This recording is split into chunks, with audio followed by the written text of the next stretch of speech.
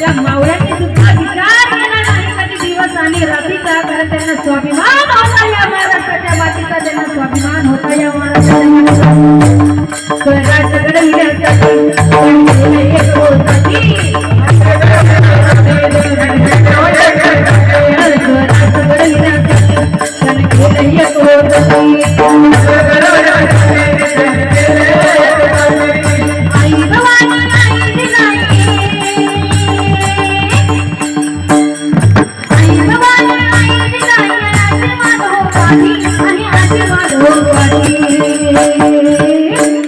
दैवत